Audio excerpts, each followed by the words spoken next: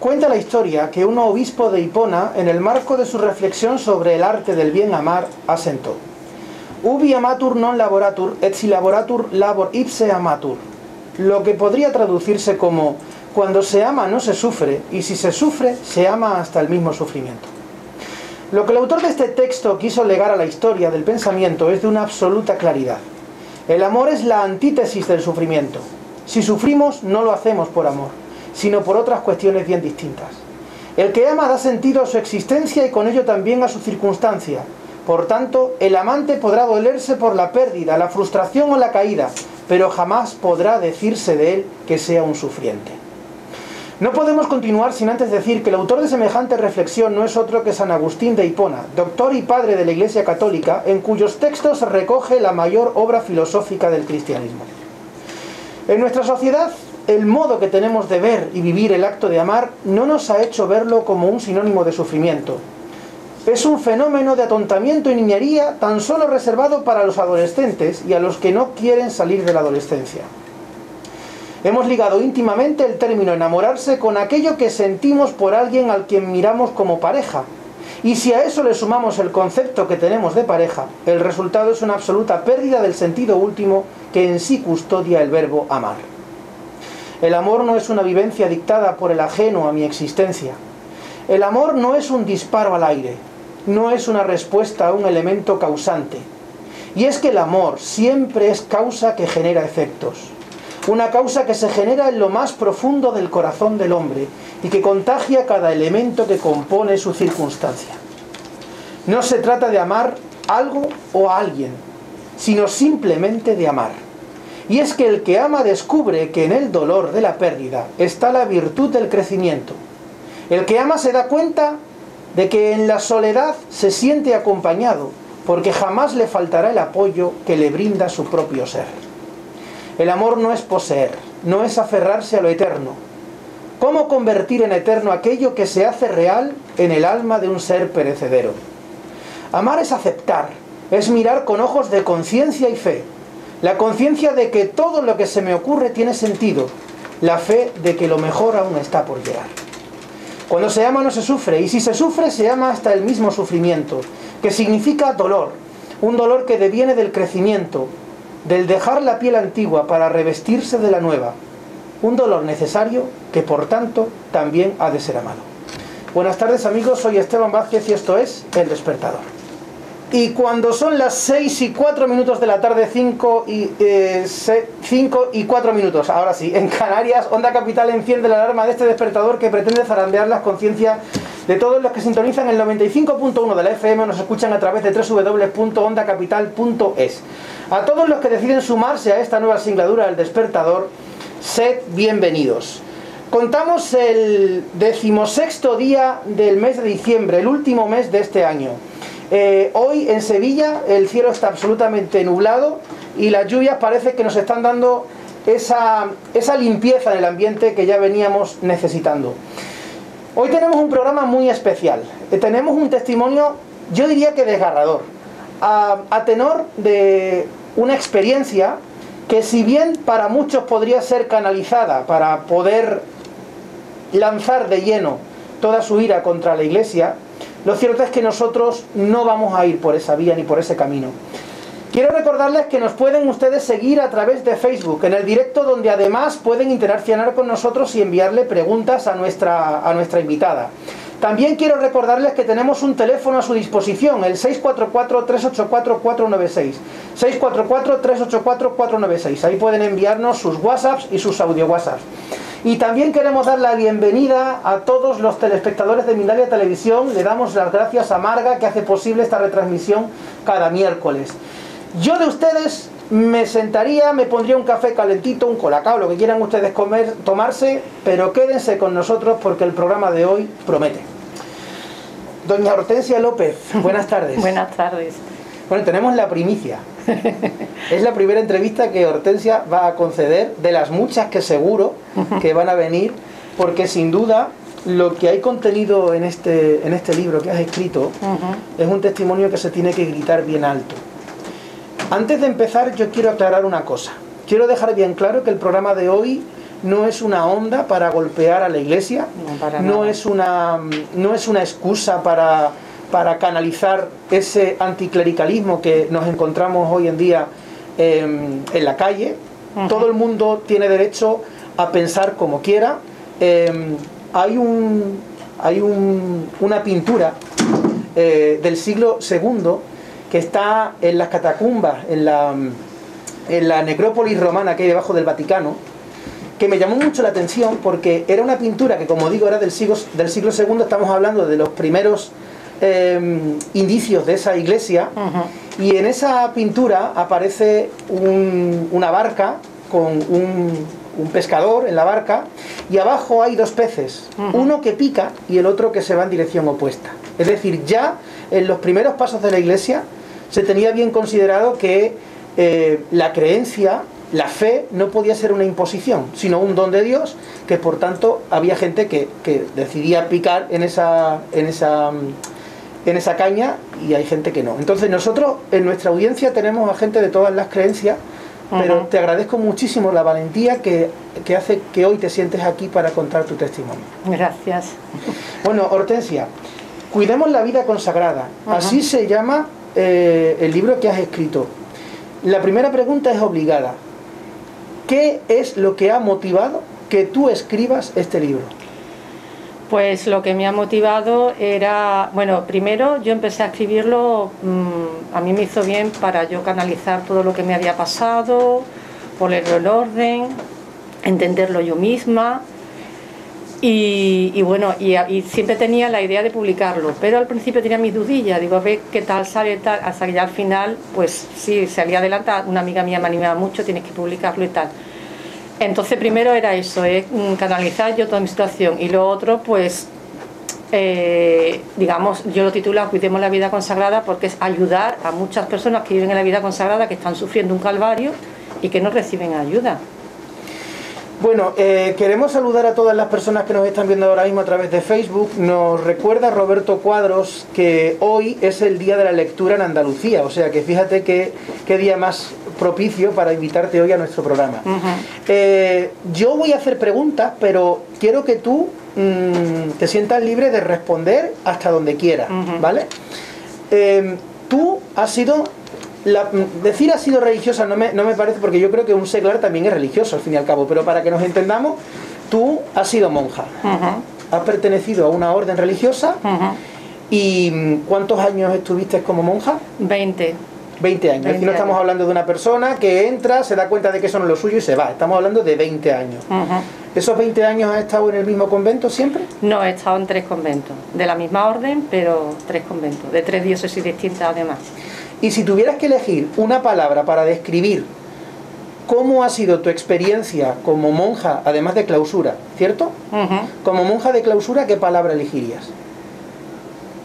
Pues la verdad es que no lo sé, porque en realidad yo he sufrido mucho, pero yo no me siento frustrada ni amargada. Entonces, no sé cuál es la palabra, pues amor, entrega, no lo sé.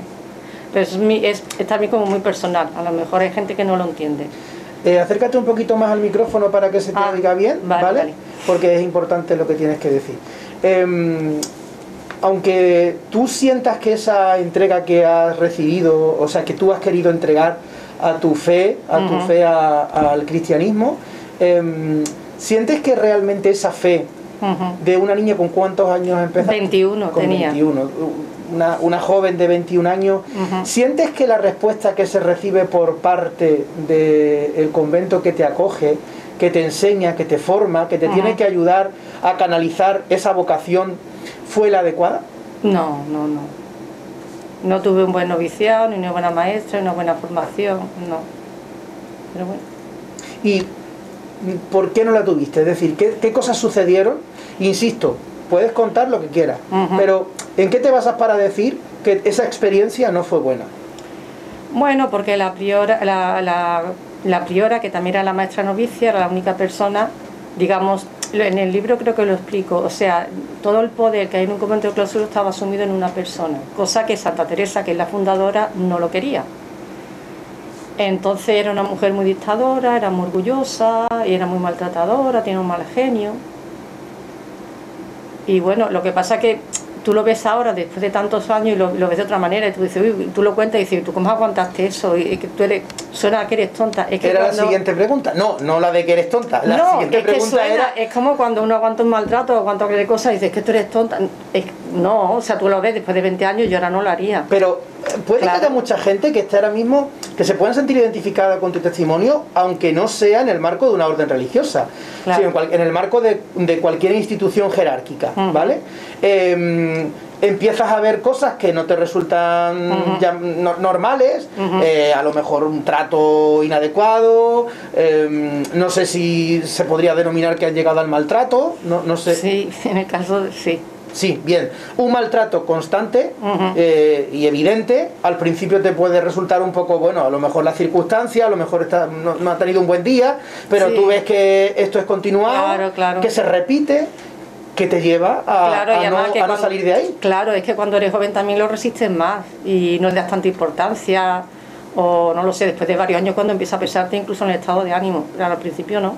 Dices, pues esta priora tiene un genio que le aguante, ¿qué más me da? Yo sigo con mi vida, que tampoco es tu vida es la priora, tu vida es Dios.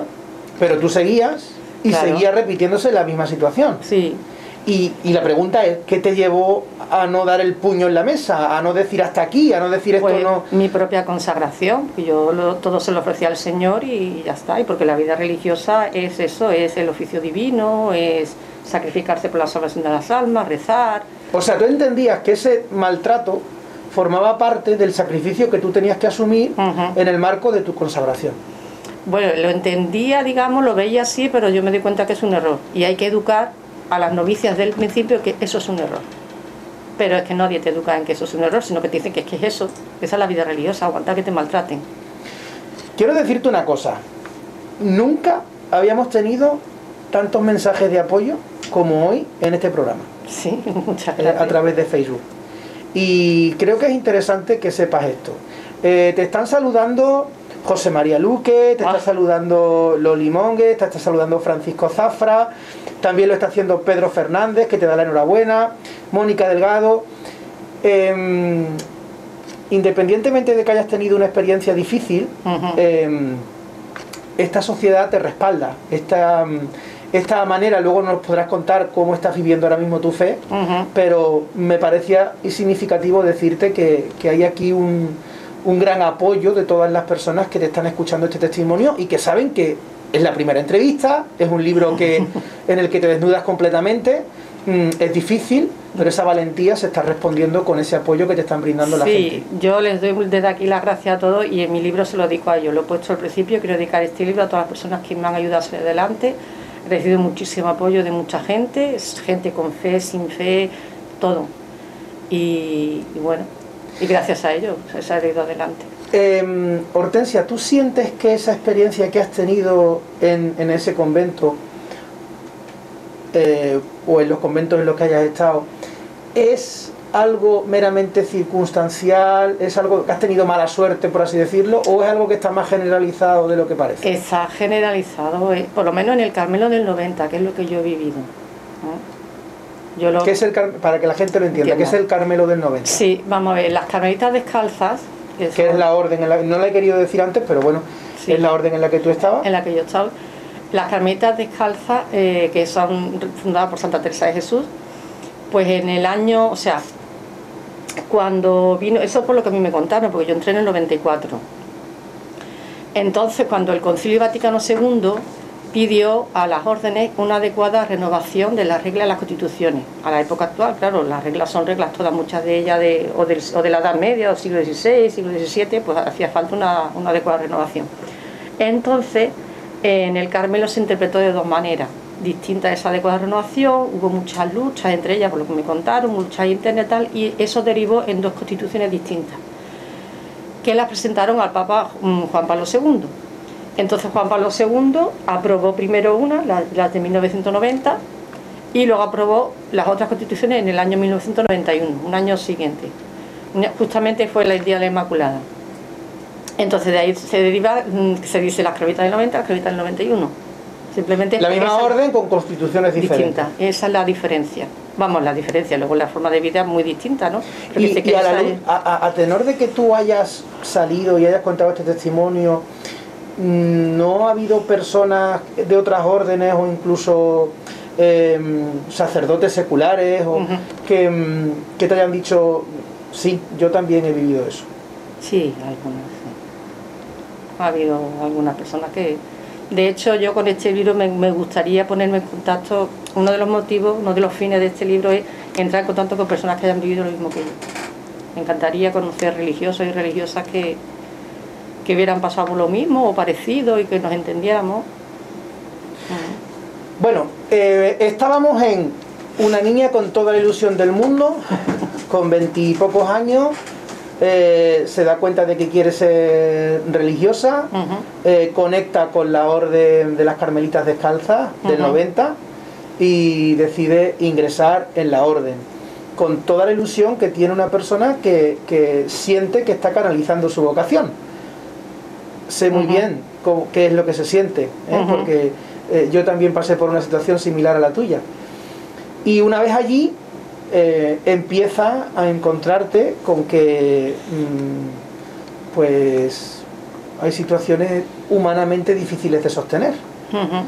Y te das cuenta, esto lo dices en tu libro, te das cuenta de que psicológicamente empiezas a sentir cosas que no son normales y decides ir a un profesional.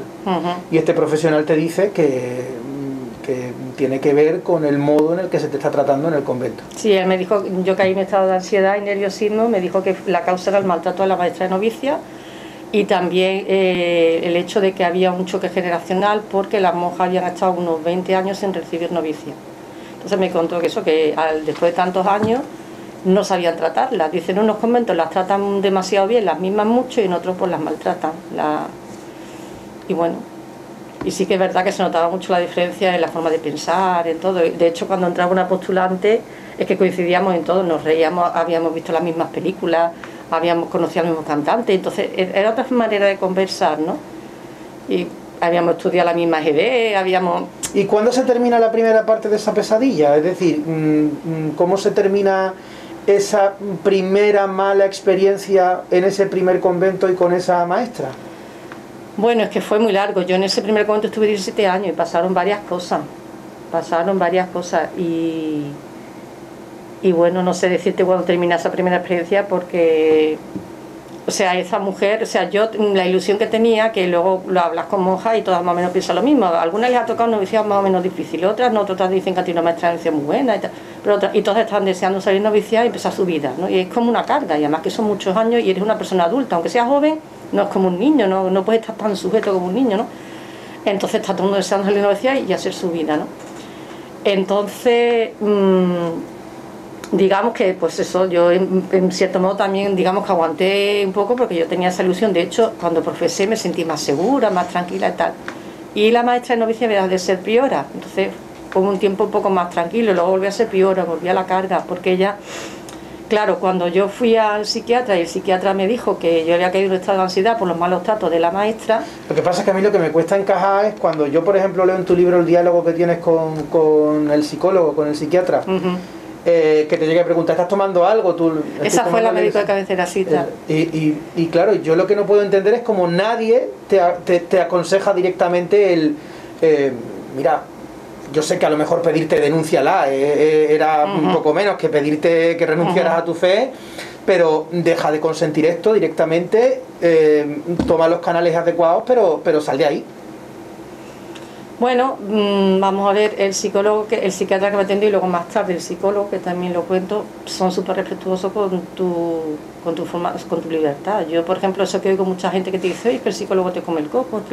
A mí, mi experiencia nunca ha sido eso, sino todo lo contrario. De hecho, el psicólogo que a mí me atendió me ayudó, pero vamos, una barbaridad. Fue desde el respeto. Y es un hombre que jamás en la consulta, yo no puedo decir si era un hombre que tenía fe, no la tenía, si era de derecha, era de izquierda, es que no había ningún tema ideológico, se iba a mi problema, a mi nerviosismo, a mi ansiedad, tal. Entonces, digamos, claro, y luego los sacerdotes... Lo que estaba motivando eso Pero ellos, digamos, que tú eres la que libremente tienes que decidir. Ellos no te aconsejan, vete del convento. Un psicólogo lo que hace es abrirte los ojos para que tú seas la que veas qué te está pasando, por qué, y ahora tú decides. Eso es lo que me llama la atención, quiero decir, y estoy completamente de acuerdo contigo, y de hecho ese debe de ser el papel de cualquier terapeuta, ¿no? Acompañar, que no dirigir. Pero lo que me parece muy significativo es que son 17 años, Hortensia, es que son 17 años aguantando malos tratos. Es que el cuadro que tú presentas no es muy diferente al que presenta cualquier mujer que es maltratada por su pareja. Sí, sí. Pues de hecho, lo cuento, si es que yo cuando dejé la vida religiosa fui a casa de mi madre a descansar, no era mi intención secularizarme, sino descansar, poner en orden mis ideas y tal. Y entonces un día en la tele vi una noticia de violencia de género y tal como lo explicaron, yo me sentí identificada. Claro. Digo, si es que eso es lo que a mí me ha pasado. Y estaba, o sea, las palabras y tal, vamos, si yo hubiera leído eso hace 10 años, eso es lo que yo hubiera dicho a las personas cuando yo pedía ayuda, digo esto, pero no lo sabía explicar en esas palabras. Y entonces ahí me metí en internet y me puse a buscar sobre violencia de género. Y bueno, y lo que tú dices, que no hay mucha diferencia. Entonces yo me vino un artículo que lo copié, encontré un artículo de una profesora de psicología de la Universidad de Granada y la llamé y todo porque venía su contacto y hablé con ella. Y ella me dijo que los psicólogos tenían vetada la investigación en la vida religiosa, cosa que me extrañó porque es un campo como otro cualquiera, ¿no?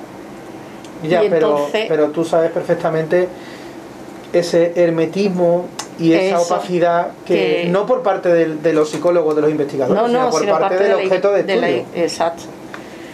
Y bueno, entonces yo ya leí, hablé con ella y ahí empecé a investigar. Y hice una correlación entre la violencia de género y lo que yo he vivido. Entonces en el libro lo pongo, al final hay un anexo donde adapto las características de violencia de género a lo que puede suceder en un convento cuando la priora es una dictadora. Porque la violencia de género se llama de género porque es entre un hombre y una mujer, pero la causa es que hay una desigualdad de poder, no que sea hombre o mujer, sino que hay una desigualdad de poder. Justamente. Entonces, en un matrimonio, pues la desigualdad de poder se ve que siempre es el hombre, está por encima de la mujer, pero en un convento es la priora la que está por encima de la monja, pero son dos mujeres, aunque sean del mismo sexo, pero la desigualdad de poder es la que provoca esa situación. Y a los 17 años tú te marchas, cambias de convento y en ese convento al que te diriges, ahí la cosa cambia, es diferente. Cambia porque esas monjas eran de las constituciones del 90, pero habían sido del 91, se habían cambiado porque me dijeron que era, porque como venían muchas americanas que venían de conventos del 90, pues querían, pero en realidad fue un cambio, digamos, por cambiar un número. Pero las formas de vida se notaba que estaban formadas de otra manera, había mucha libertad, la priora era un amor y se vivía de otra manera. Lo que pasa es que ese convento éramos solo 6 y inevitablemente se cerró y no teníamos ni para comer. Lo pasábamos mal también, pero allí había problemas, pero eran otros. Entonces a mí me ayudó porque vi el contraste entre el 90 y 91 y entre otro tipo de monjas. ¿Tanta diferencia puede haber dentro de la misma orden con dos...? Simplemente con que la priora no sea dictadora cambia todo. Todo. ¿Y cuando termina esa experiencia, qué pasa? Bueno, pues que lo que nos pasó es que se hablaba mucho, yo desde que entré, allí se hablaba mucho de cerrar convento, de buscar convento y tal.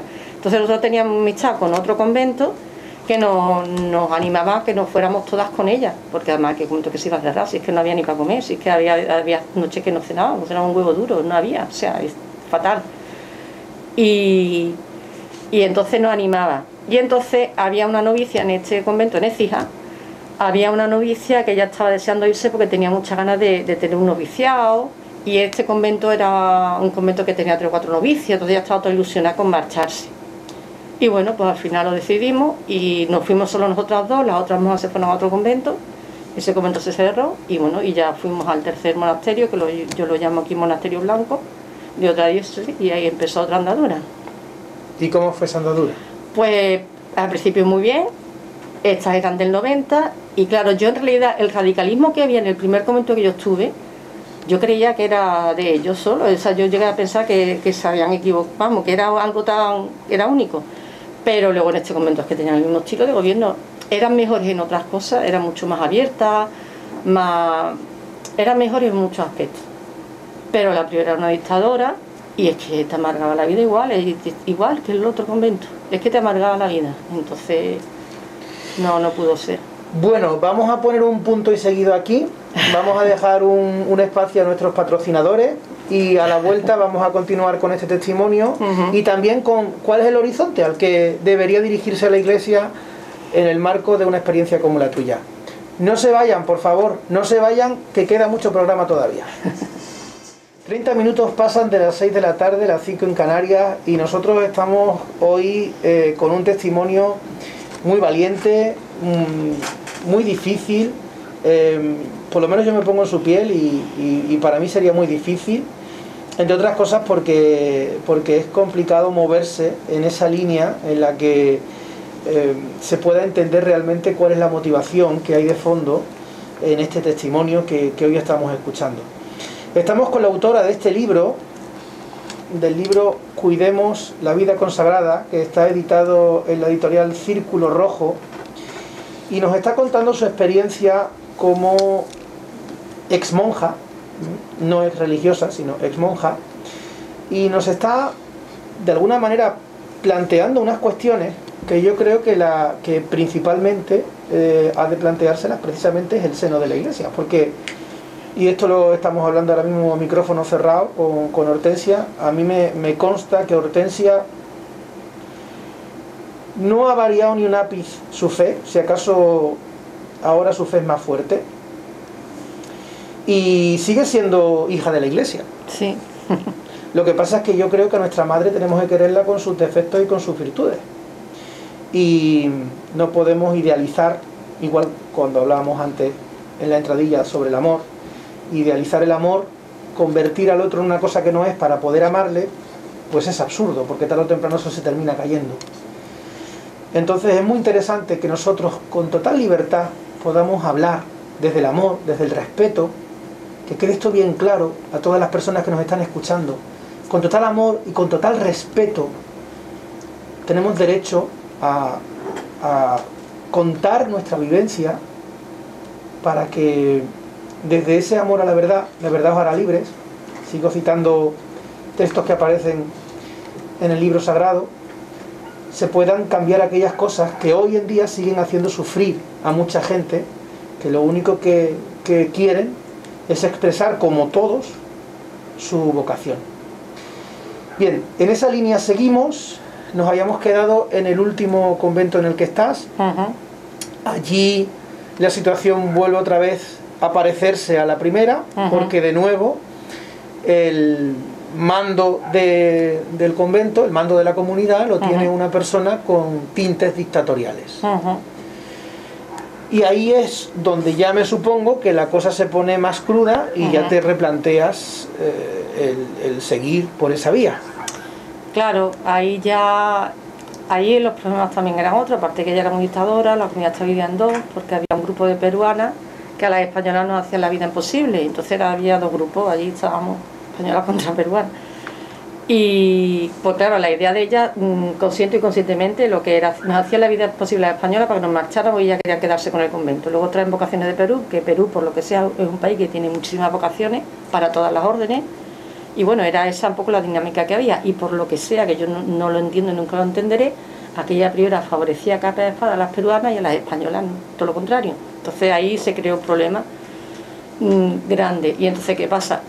Había una monja de Sevilla también, allí, tenía 30 y pocos años, que bueno, las peruanas se cebaban en ella, entonces ella un día se marchó, ya harta, y cuando ella se marchó, pues se cebaron en mí, y empezó ahí la persecución, y yo ya no, dije, se acabó, yo otra vez lo que he pasado en el convento de piedra, como lo llamo aquí en el libro, hasta que llegué.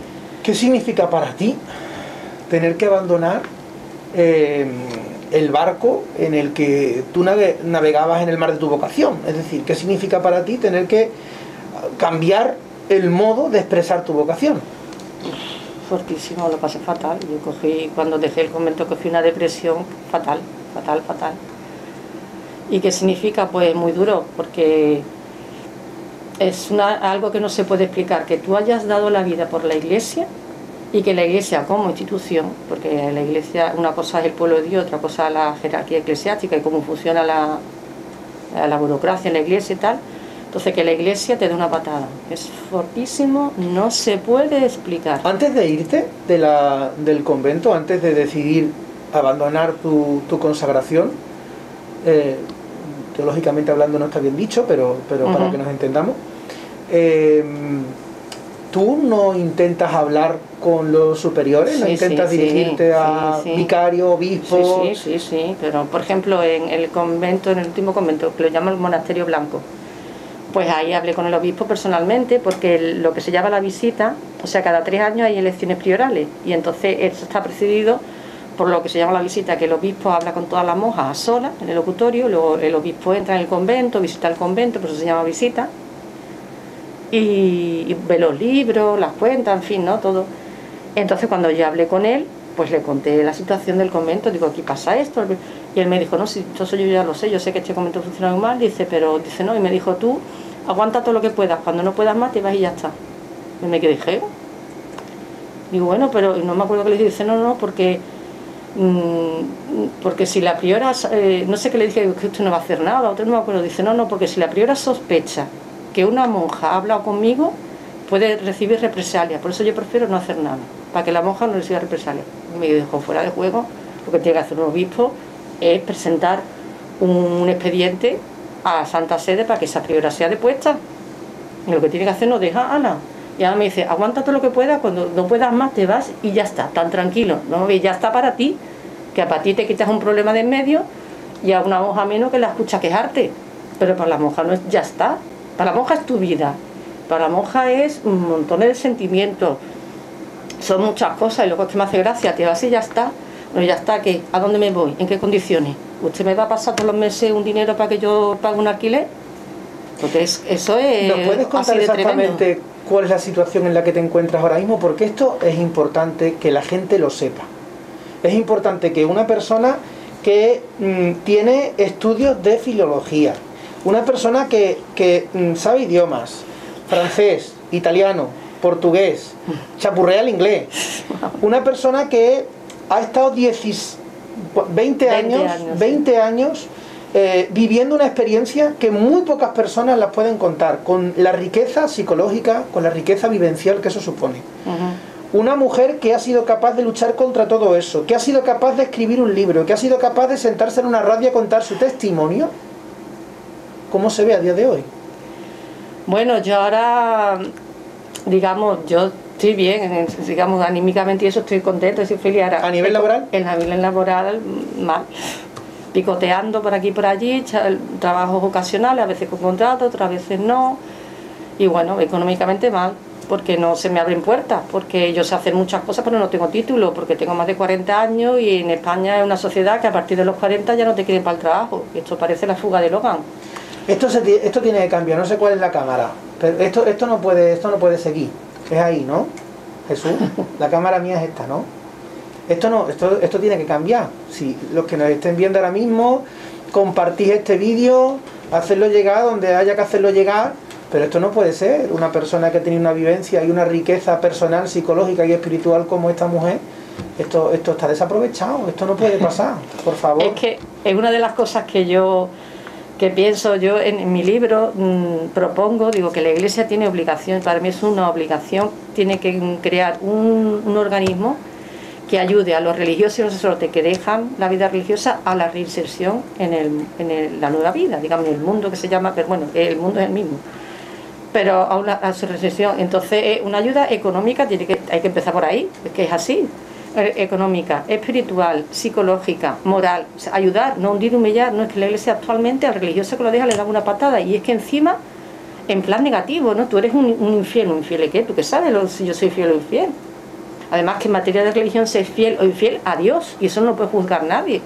Tú no puedes juzgar con una persona porque deja un convento de infiel. Si la infidelidad consiste en el pecado mortal, eso es lo que dice la Iglesia. Dejar un convento no es pecado. Te voy a contar una anécdota que me pasó a mí. Yo fui seminarista en el seminario de Huelva. Tuve 5 años allí. Y recuerdo que un año después de yo abandonar el seminario, en una misa crismal, el martes santo, yo voy con el cura de mi pueblo, con el que entonces era el cura de mi pueblo, a Huelva, a esa misa, y me encuentro allí a algunos de los que hasta entonces habían sido mis compañeros y a algunos de los que eran mis profesores. Y cuando llego, el que en aquel momento era vicario de uno de los vicarios de Huelva, que además es de mi pueblo, don Daniel Valera, me dice: hombre, el hijo pródigo. A lo que evidentemente le respondí: que yo sepa, yo no he abandonado la casa paterna. Claro. Entonces, reconozco que eso, ¿no? A veces, esta parte, esto conste, esto lo digo yo, Esteban Vázquez, no tiene nada que ver con Hortensia, esto lo digo yo. Ese tipo de comportamientos se parecen más al comportamiento de una secta que al comportamiento de la Iglesia de Jesús. El que tú abandones, por la razón que sea, por la que sea, abandones la vida consagrada, o abandones tu vocación como sacerdote, o abandones... Yo era un simple seminarista, y porque dejé el seminario, resulta que me había convertido en el hijo pródigo. Eso no lo tendríamos que revisar, porque la iglesia es el conjunto de los bautizados. Exacto. Y que yo sepa, ninguno hemos apostatado, ni hemos ido a... Exacto.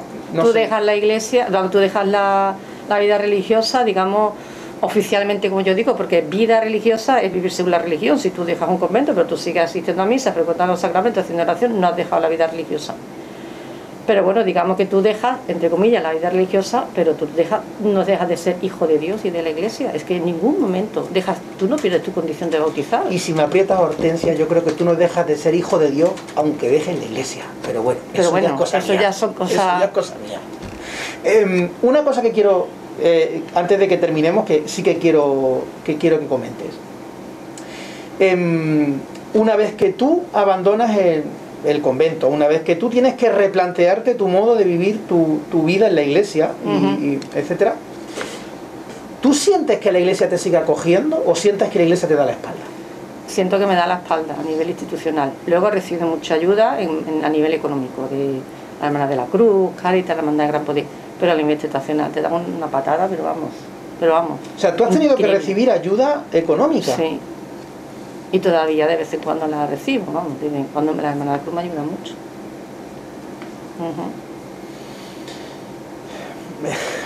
Me cuesta seguir, o sea, me cuesta entenderlo. Es a lo que me cuesta íbamos, entenderlo. Que eso que estábamos diciendo, que la Iglesia tiene obligación de crear una institución para la recesión, es que pierde a un montón de gente con un potencial que puede ayudar en la educación, en sanidad, en la animación litúrgica, en la catequesis. Es que pierde, o sea, tú dejas un convento, una patada. Hombre, que yo he dejado un convento, tú no sabes ni por qué, y que no pasa nada. Pero es una persona que tiene una formación y potencial, utilízalo. Y ahora, bueno, tú has dejado este convento por lo que sea, pues venga, yo te coloco aquí y tú sigues ayudando a la iglesia y sirviendo. Pero tú actualmente no vives tu vida, tu fe en comunidad, estás dentro de una comunidad, ¿te han acogido alguna comunidad? Sí, yo soy de la Orden Tercera de los Calzados, Carmelitas Calzados, que y es otra rama. Ellos saben tu historial. Sí, y ellos me han acogido desde el principio y muy bien, se han portado bien conmigo, me apoyan, muy bien, no tengo ningún problema con ellos. Son de otra manera, son más abiertos, más de otra manera. ¿Y tú sientes que tienes bueno, no tú, ¿crees que la iglesia tiene una asignatura pendiente contigo? Es decir, tú ya puedes decir, esto ha terminado y ya está, y estoy en paz, o todavía necesitas algo de la iglesia que la iglesia no ha querido darte. Yo creo que yo tengo un sentimiento ahí como de justicia, ¿no? Que la iglesia me haga justicia con todo lo que me ha pasado, que creo que nunca va a pasar, pero bueno, esa herida está ahí. Ya te digo que es muy fuerte. ¿Pero has desistido a que esto se corresponda, esa justicia? Sí, yo creo que eso no. Yo creo que las eclesiásticas, que no quiero ofender a nadie, no quiero decir, pero es que yo creo que pasa de todo. No sé si lo que estoy diciendo es muy fuerte o no, pero la impresión que a mí me da es que pasan de todo. O sea, lo que está en el poder es que pasa. Tú te has sentado delante de un obispo, te has sentado delante de un vicario, tú has contado tu testimonio. Sí. ¿Y ante eso qué te encontraste? Nada, ¿Cuál era la respuesta? Pues nada, que me secularizara y ya está. Claro. Y punto, me presionaban para que me secularizara. Entonces, claro, el problema se lo quitan ellos de en medio, como me dijo el obispo. ¿Y más arriba? ¿Has probado a escribir a la congregación? Sí, yo escribí a la Congregación para los Religiosos cuando me secularicé. Que para que la gente nos entienda, es como una especie de ministerio del Vaticano. Yo escribí al cardenal prefecto contándole mi situación. Que es, para que la gente nos entienda, como el ministro. Sí, algo así. Y entonces me contestaron diciendo que como yo ya estaba secularizada no le competía ese dicasterio. Con lo cual es una frase que no entiendo, que me dolió muchísimo. ¿Y entonces a qué dicasterio pertenecerías ahora? Bueno, yo ahora a la Congregación de los Laicos, me imagino, no lo sé, pero es que yo lo que contaba era lo que había pasado. Claro, le había contado, pero yo era dictadora, había contado que hay que poner orden, y me dice que no le compete a ese dicasterio. Digo, no sé a qué dicasterio le competirá, no sé. Y aquello me dejó fuera de juego. Y ahí fue cuando yo escribí el libro. Yo pensé, yo esto lo tengo que contar. Yo esto lo tengo que contar porque tenía esa necesidad de contarlo. ¿Y has pensado repartir algunos libros a determinadas cabezas de la Iglesia para que, si tienen a bien, puedan leer y entender lo que vive una persona en una situación como la tuya? Sí, tengo idea de mandar un ejemplar al Papa, otro al prefecto cardenal de la Congregación para los Religiosos, que creo que es otro al que yo escribí, no sé el mismo, pero bueno, da igual, caso que llegue. Y quiero también mandarle uno al presidente de la conferencia episcopal española. Pero vamos, es que no he tenido tiempo porque a mí este libro es que me llegó antes de ayer. Sí, nosotros hemos adelantado por la derecha al Papa, al presidente de la conferencia, lo hemos puesto por delante. Eso digo que no tenía ni tiempo. Esa es la virtud que tiene el despertador. Pero, digamos, teniendo en cuenta, ¿no?, quién eres, y yo creo que ya la gente puede entender quién eres, ¿no? Y que no hay atisbo de maldad alguna, ni en tus palabras, ni en tu actitud, ni en tus gestos. A tenor de lo que has vivido, a tenor de que aún sigues siendo una persona que vive su fe en comunidad, desde tu humilde opinión, ¿cuáles consideras que son las asignaturas pendientes de la Iglesia del siglo XXI? ¿Cuáles son los puntos débiles? ¿Cuáles son aquellos aspectos que la Iglesia debería revisar para que se parezca más a la comunidad que tiene a Jesús como figura de referencia? Bueno, digamos en la vida religiosa, que es lo que yo he vivido, pues falta. Yo propongo también el libro, es que yo al poco de secularizarme conocí a una monja que estaba exclaustrada y luego al final se secularizó, nos hicimos amigas, y ella me fue a México. Es decir, yo casualmente sí conocí, hay un programa que llevan unas monjas de también aparece al final de tu libro, el programa Kairos. El programa, ¿no? Kairos, sí.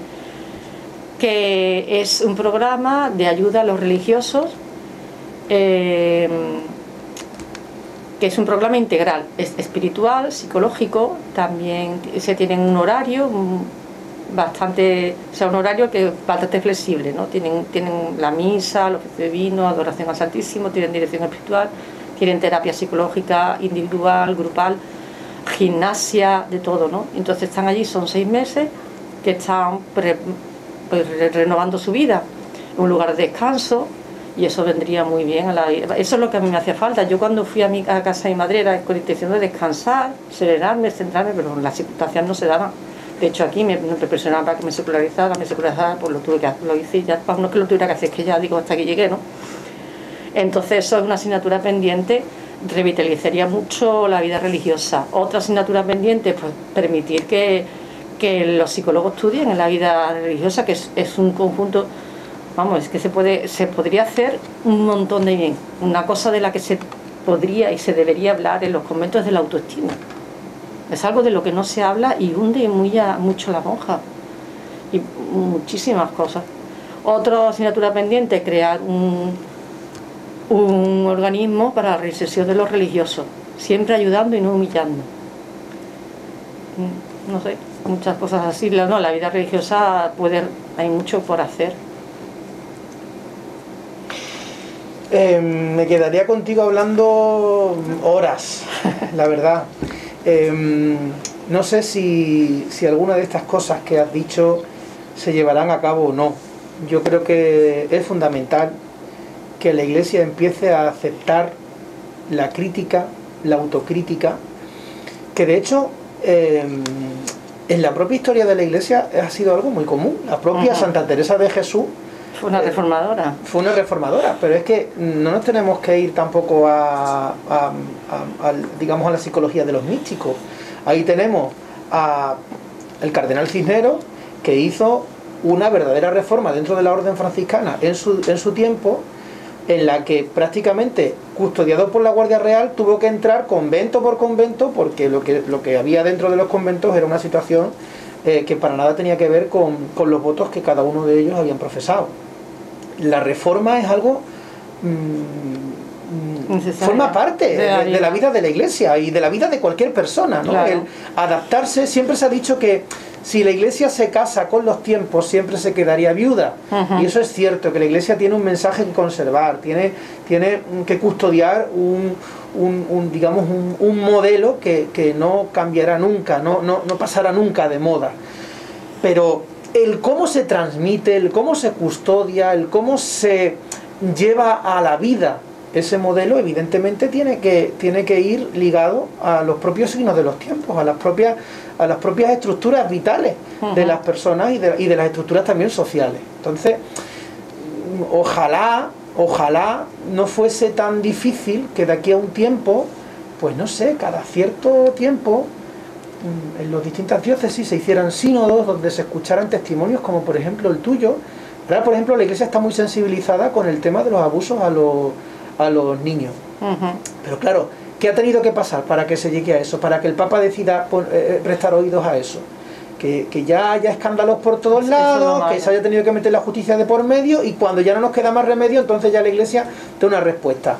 Bueno, pues ya tenemos aquí, hoy hay aquí un programa que puede escuchar cualquier persona desde la plataforma de iVoox o desde Facebook o de donde sea, en el que se está denunciando una realidad que me voy a sumar a tu causa. Yo también he vivido eso. Yo también he vivido cómo las conductas dictatoriales de un formador de seminario hace que bueno, a mí me echó directamente del seminario. No es que me echara de que me dijera vete, sino que me tuve que ir porque era insoportable la vida dentro de un seminario con 5 personas.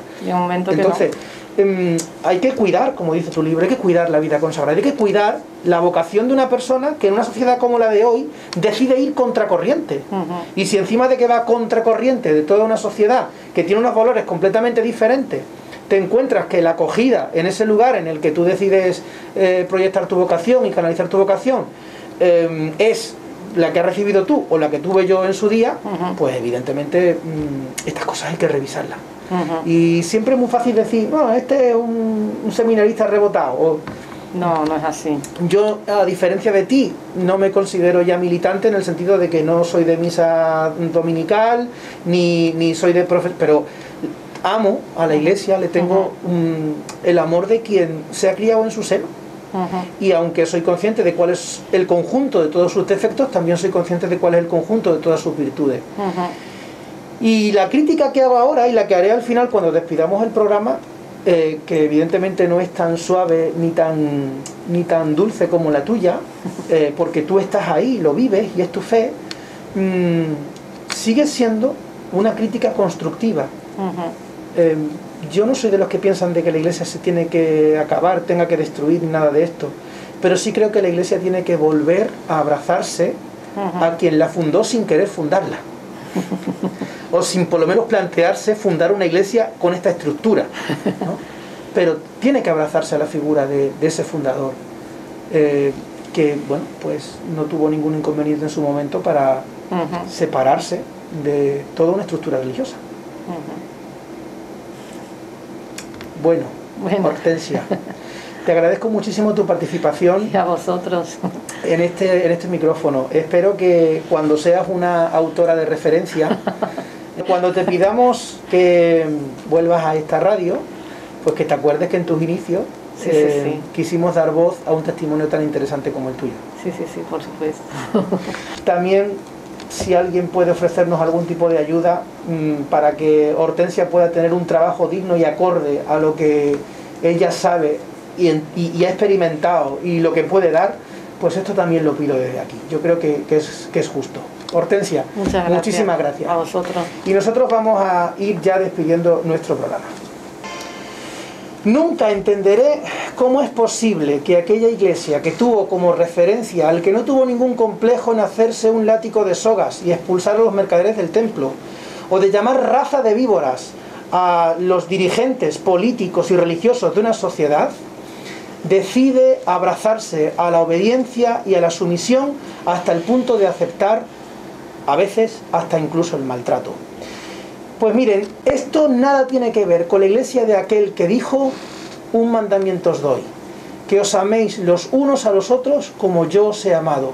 Y su manera de amar fue hasta el extremo, hasta dar la vida por todos.